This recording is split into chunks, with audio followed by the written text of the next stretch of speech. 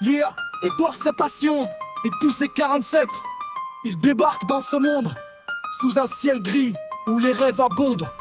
C'est l'histoire d'un gars qu'on appelle Belle, un gosse d'Édimbourg, un fils rebelle. 1847, il débarque dans ce monde, sous un ciel gris, où les rêves abondent. Son père Melville parle comme un pro, sa mère sourde, peint des tableaux. Une famille unie, un peu d'originalité, ils jouent, ils chantent, créent leur réalité.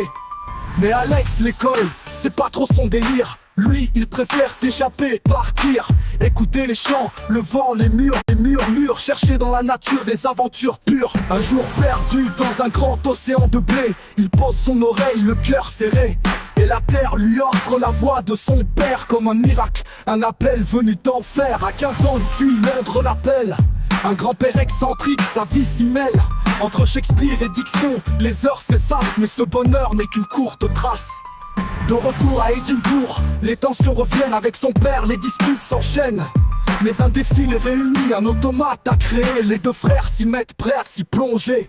Ils découpent, ils testent, explorent le mystère. Sacrifient un chat, examinent un large de veau clair. Avec bois, coton, entonnoir, caoutchouc, ils font crier maman d'un mannequin fou. Le voisin s'embrouille, croit à un nouveau-né. Les frangins rient, leur projet est né. Mais un chien parlant, trop loin, trop absurde. Alors Alex rêve de partir loin, plus sûr. Il appelle Jim, mais pas les grandes voiles.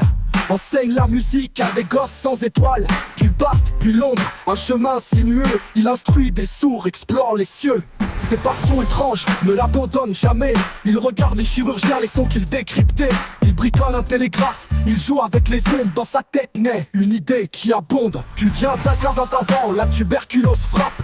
Son frère Edouard succombe sous la nappe avant de partir. Un pacte étrange, il jure un message d'au-delà si l'ombre perdure. Direction le Canada, un nouvel espoir, l'air plus pur. Un nouveau départ sur le bateau. Un livre lui ouvre l'esprit. Les sensations du son et tout s'éclaircit. Allô, le téléphone prend forme dans son crâne. Les ondes, la voix, une idée qui plane dans l'Ontario. Il perfectionne sa vision. Avec ma belle, une muse, une douce passion. 10 mars, un carrosse 66, le moment est là.